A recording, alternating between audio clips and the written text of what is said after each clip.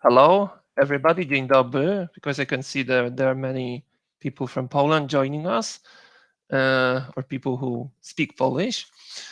So I'm very happy to be here, and thanks for inviting me.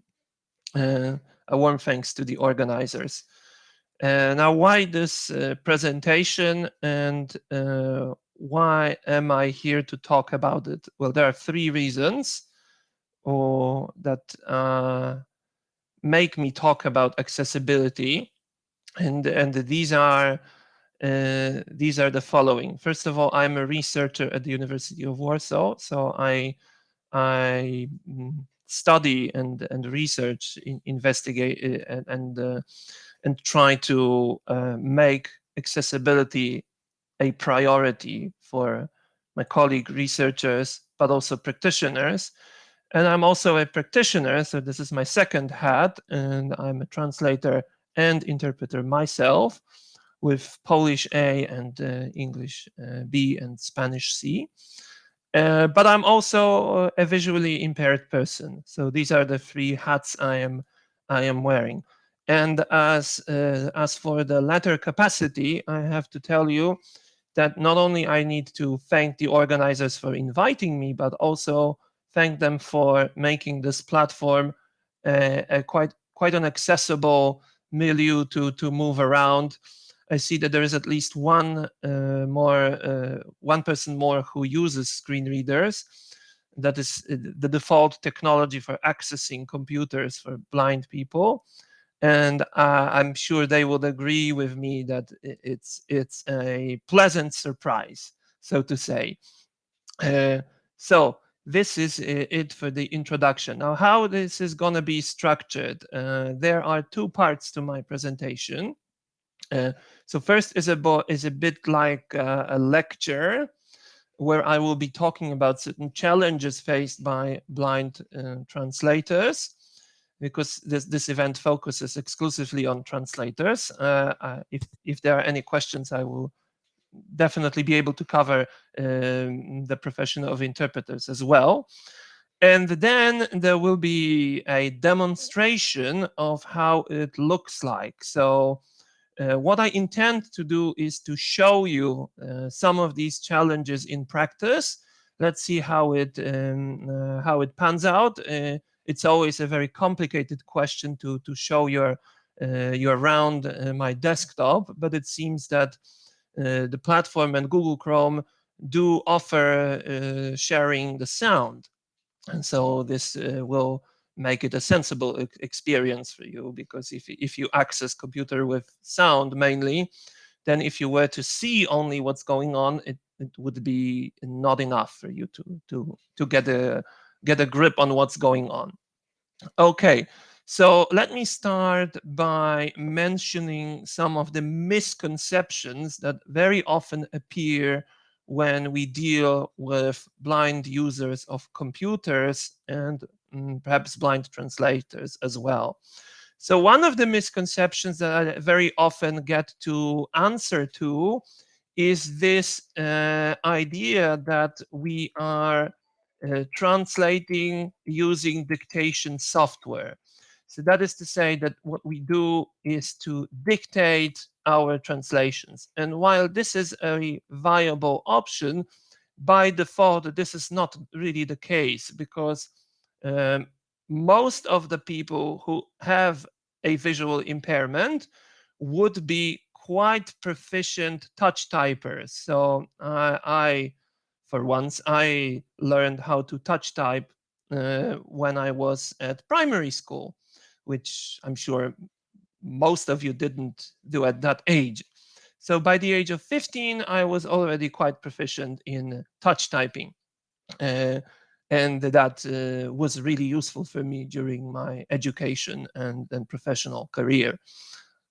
So that's the first misconception, that we dictate a lot. We do dictate, but I would say it's not for the reasons people may imagine. So I tend to believe that some people do imagine that since we cannot see the keys, then it would be nice to have this dictation feature. This is really not the case. And now the second perhaps less dominant misconception is the misconception that says that we only access computers via speech, which predominantly is true, but we use a special software that how should I put it, that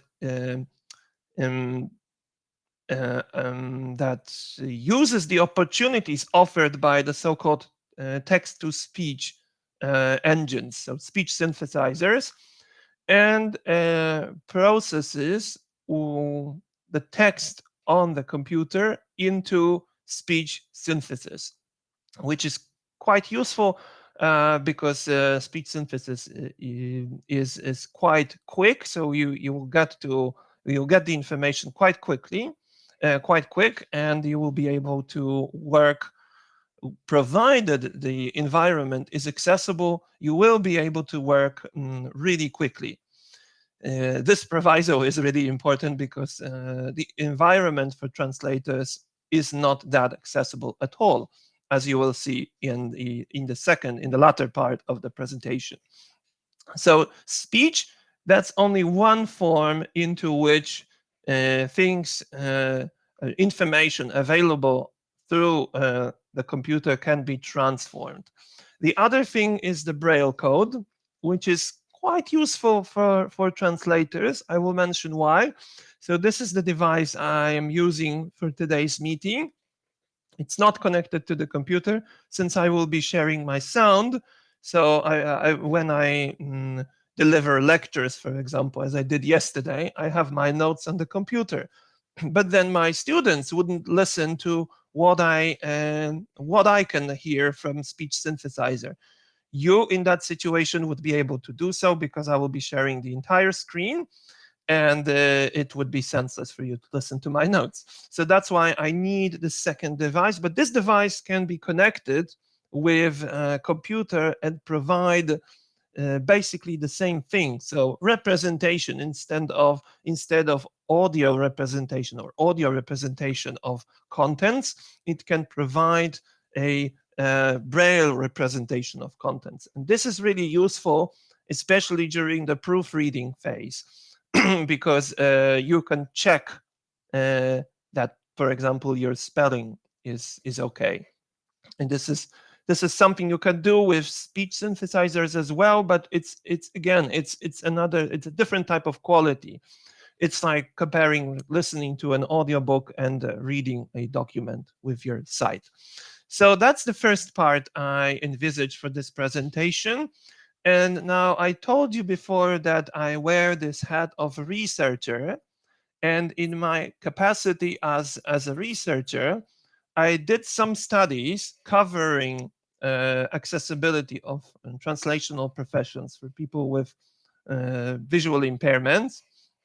And I had an opportunity, marvelous opportunity, to talk to interview people who have worked in different epochs. So in the analog epoch, what I call the analog epoch in my doctoral dissertation, so time before 1990, in the transitional period, and also in the digital period.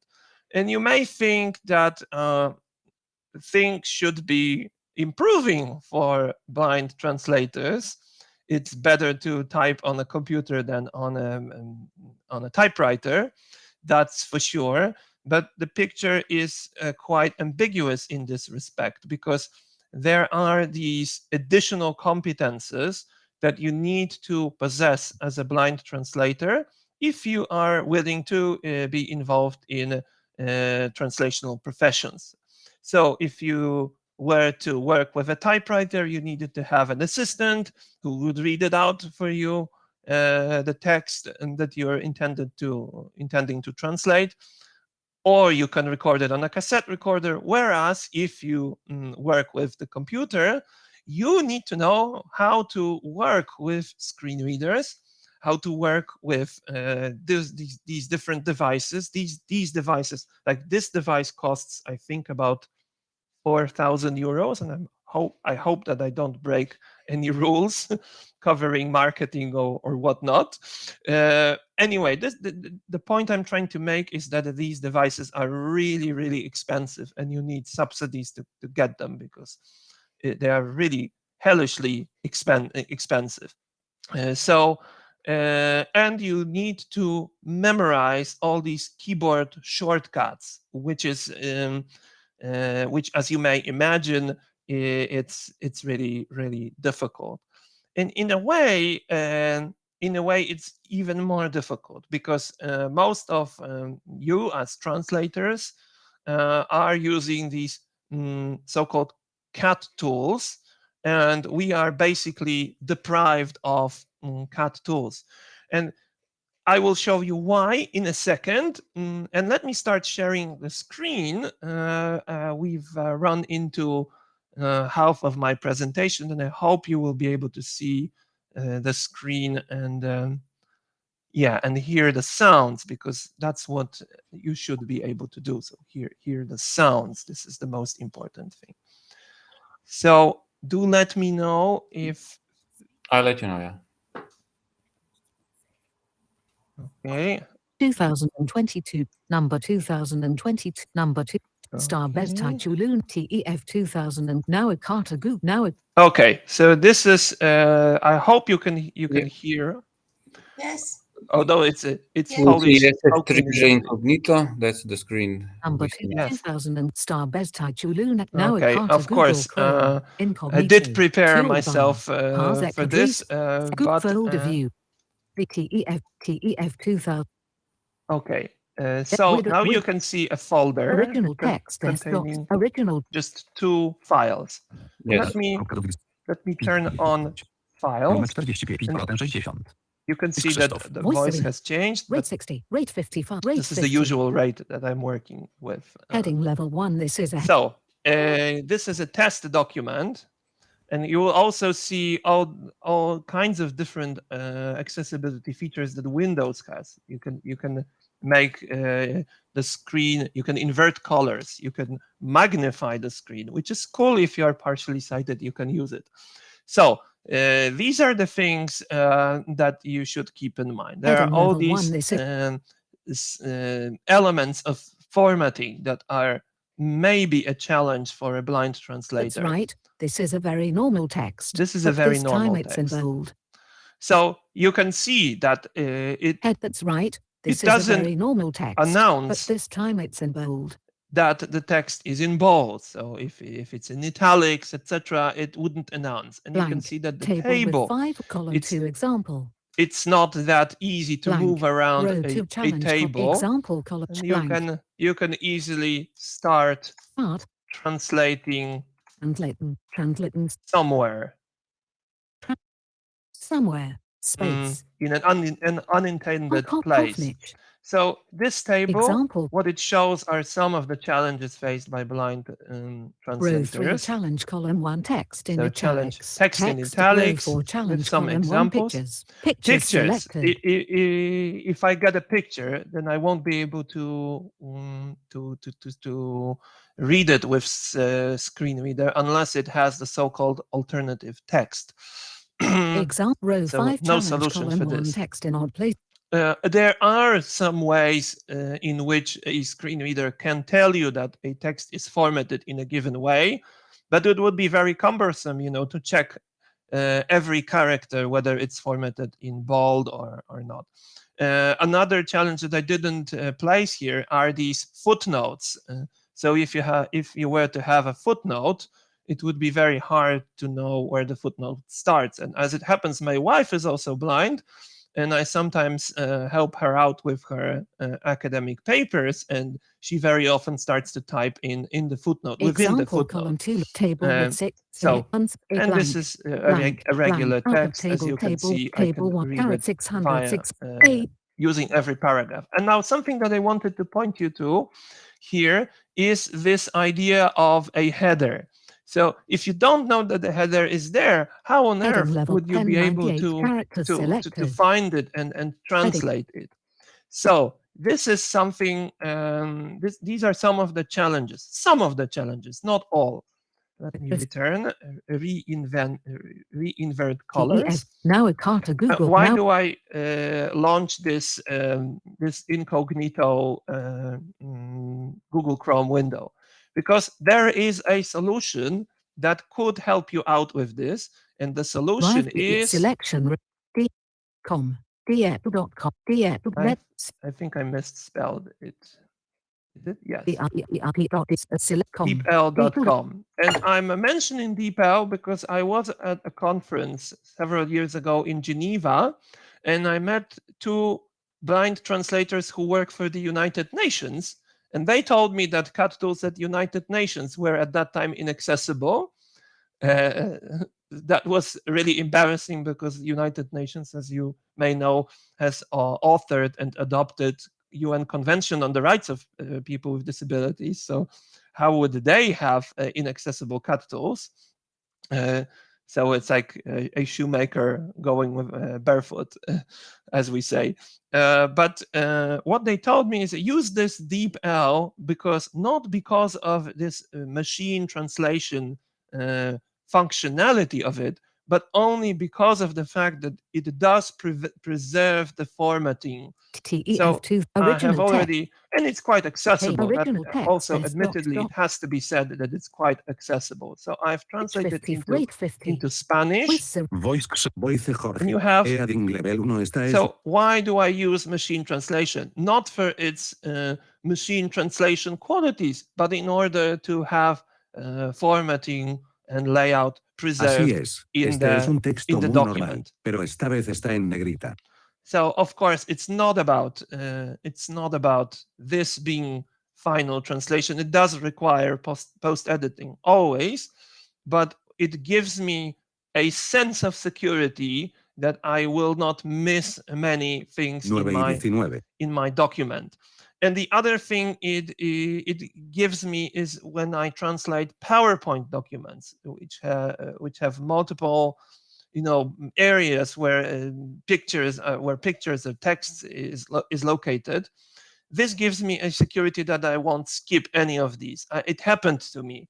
Now the other tool that could give me this sense of security is, of course, cat tools, because what cat tools do, and I'll be concluding in 5 minutes, Wojciech przenieś do udostępnij przez dodaj do ulub translaty intra do studio T w 2020 is they actually deal with formatting. They reduce the text to 2 columns. That would be very useful.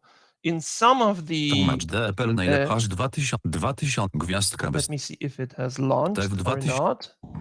w 2000 in some of the contexts it would be very useful, and tłumacz for us it would be very useful. w 2 column 36 do studio Trado Studio dialog Trado Studio 2021 produkt activa product activation. This I need to skip because it's only a test version that I need. I know it's not accessible, unfortunately. So no activation, no purchasing for today. Open Translation Memory or Automated Translation Server Band 0. I hope it'll get opened, but anyway, if it Odwołanie doesn't, do obiektu nie zostało ustawione. Do not show this dialog again if the language pair settings for the you see, you can work with different language pairs, and it's very hard to cancel button, OK button, advanced combo help to work cancel, OK with advanced this. OK cancel but help button. Do not show this dialog again. Combo box and US to DE. NUS. So you see, it's very difficult because it doesn't say what's written on the screen. I guess there is a underlying code that it reports. It doesn't report Combo what actually box to people DE collapse. say. So PL, Polish, PL. it's PL. So it's still Trados intelligible. Studio unavailable. So let us wait for the Trados Studio original software to process. No open. Now it's very difficult to move around it, Miss your client. but you can see obvious advantage of this way of putting the Capital text. H. Now I'm moving around, and you can see that capital H, instead of reporting the text, it reports a header, a heading. That's right. So it's not reliable. You wouldn't like this situation to take place. You can change in Trados options. You can change it to report only the tags instead of formatting. That would be even better had it not been for the fact that That's right. That's right. you see, I'm moving through the menus. That's right. That's right. This. But it still continues to report the last right. line of my translation. So that's it for 922. showing the inaccessibility of Trados, and I'm really frustrated, and the entire community of blind translators is quite frustrated with this because it's been going on for years, and I guess they know about the problem because many of us in different countries have reported inaccessibility of this cut tool. And by the way, it's not the only cut tool which is not accessible, and they didn't raise it somewhere within the developer team. They didn't do anything about it. I stopped. I myself, since I'm losing my sight, I just stopped buying Trados a few years ago because it doesn't make any sense. Now there is another piece of software, and this is for concluding remarks. The 2 minutes more, which I wanted to show you, and this is a different story. Level 1 Fluency 2013. And admittedly, Fluency, I purchased it like 10 years ago, so it's not that up to date.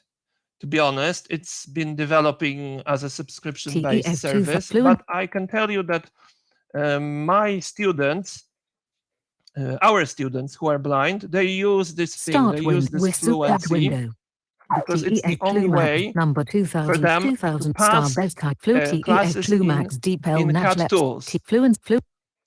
Spell 2 of 5. It would be great to be able to launch the app. So you see, you need to know all these keyboard shortcuts Fluency to be able to. Loading now I Fluency will be able to launch it. TEF 2000 extended backup TMs and terminology dialog. You should back up. Oh gosh, I shouldn't back up. button Alt. Show on startup checkbox.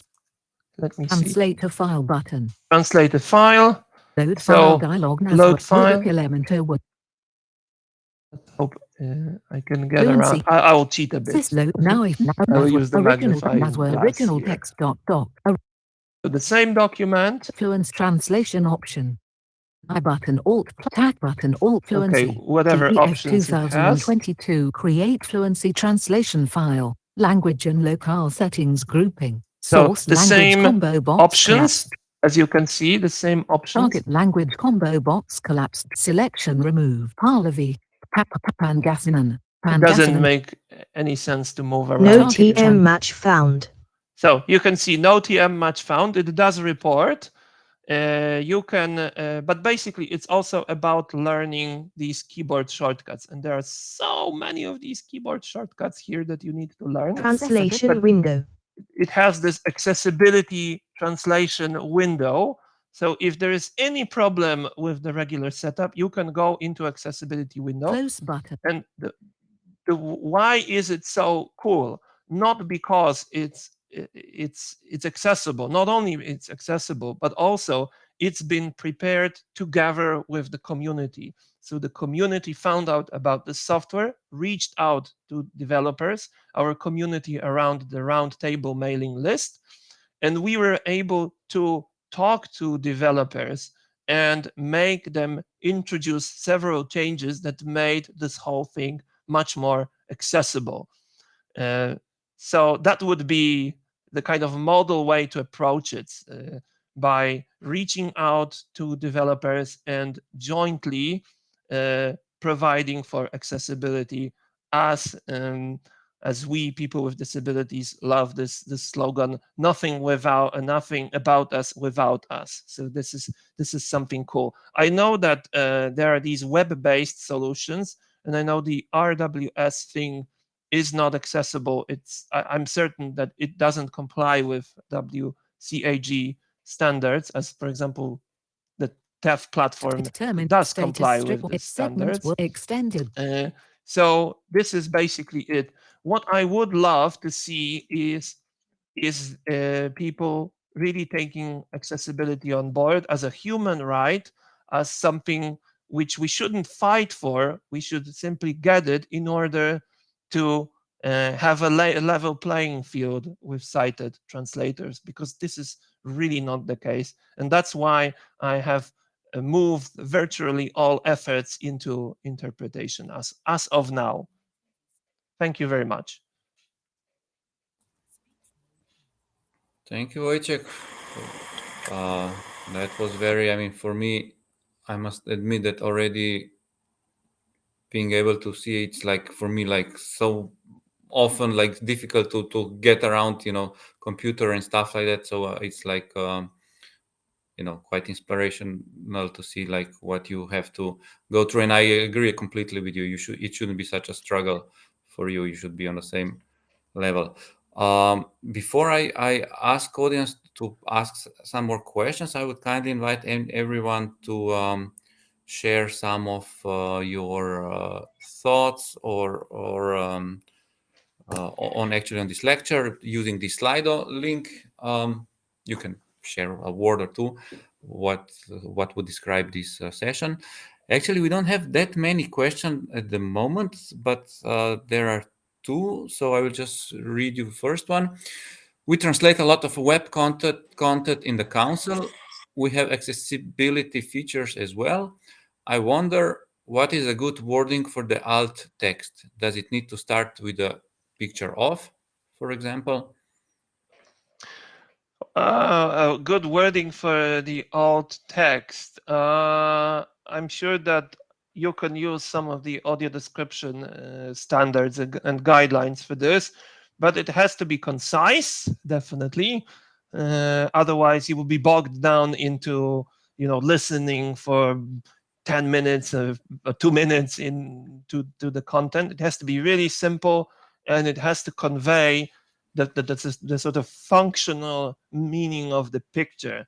So you can see that on Facebook has these automatic alt texts, and it doesn't tell you a lot, because it would say a picture may contain two people standing on a table. So what I would like to see is this table. Do they sign something? What do they do? So verbs are really important in this context. I don't know if it helps you out with anything, but this in a nutshell, this is what I want to say. Is memo queue accessible? I can see this question, or inaccessible as Trados.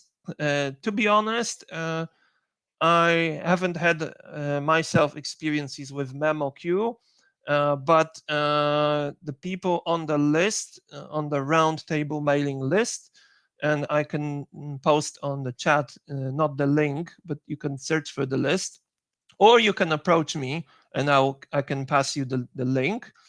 They say it's not accessible. So I can only rely on their opinions. This is my email where you can contact me for further information. If you want to join the roundtable mailing list, you are very much welcome to do so. It's not only for blind translators or interpreters, but also for their allies, if you will.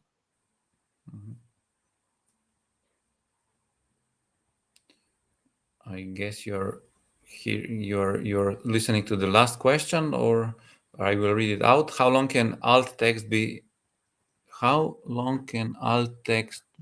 to be useful and not interfere with your reading of the text or post? I think it should be you should be able, as a rule of thumb, I would say, you should be able to read it in not more than a few seconds, because otherwise you will be just moving through alt texts, and unless it's a very complex graph, but then you would go for a text description, I would say. Okay. It should be short. Okay, we kind of reached our time, but since there is this we still have a couple of minutes. If audience wants to say, feel free to stay. Maybe we'll get one more question. What are the challenges you faced while learning while learning a language, and what improvements would you advise for people who are teaching visually impaired people? Well, I told you that there has been these challenges related to digital technologies, but when it comes to learning languages, the situation has really improved.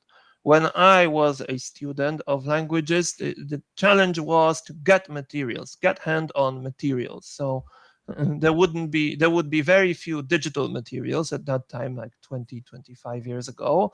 There would be limited access to adaptation facilities, which are crucial for students of languages. So you should be able, because what I would do when I was a university student, I would spend hours in a Xerox point or in a library scanning, OCRing, and this is something that many of us have done. Now the burden, at least at the University of Warsaw, is not upon me. We have a special adaptation unit, and I only basically report, I need this book for such and such deadline, and this is the deadline for this book, and they do it for me. They scan it, they proofread the OCR, so the optical character recognition result. They make it into an accessible format with headings, with there are these, like, if there is a page number, it's there is a hashtag before it. So if you want to go to page number 86, you simply go Control F, find hashtag 86. So you can quote, you can work also as a researcher, I can work with this material. So it's really brilliant. And the kind of advice I would give to teachers of blind or partially sighted students is basically to talk through with them any challenges they or any barriers they may be facing, and listen, because they will know the solutions. Most of them, they will know the solutions they need, and basically do not presuppose that if something is spoken, it's better. Not necessarily the case. And ask them, is there a disability department at your university, and what services do they offer to them, and how can you cooperate with the disability department in providing accessibility for them?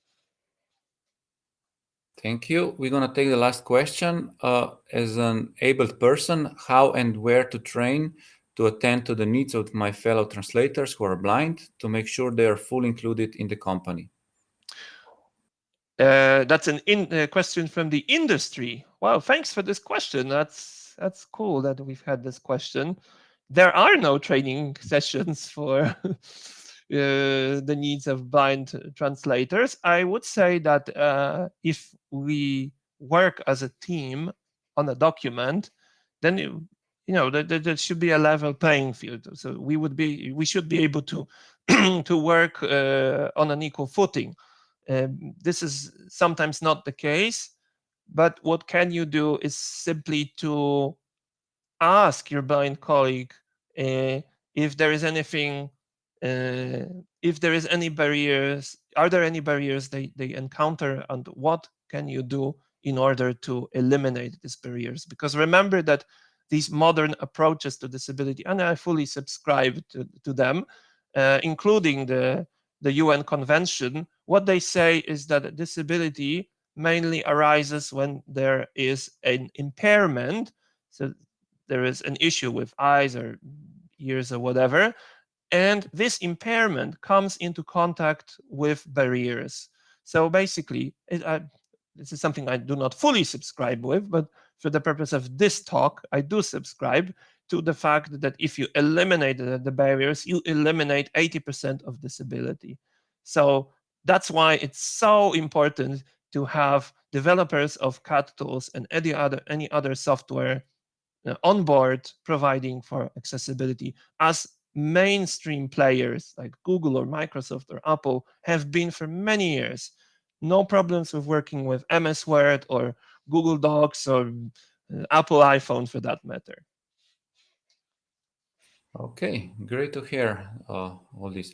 So with this, I thank everyone who joined us today, and also especially you, Wojciech, for your time and interesting presentation. And I wish everyone great continuation of the day. Thank you again. And yes, thank you so much for all your comments and questions. It's inspiring, and let us move forward and advocate. Next time, next year, or in 2 years, or in 3 years from now, I wish there wasn't a need for advocating ever more for accessibility of CAD tools.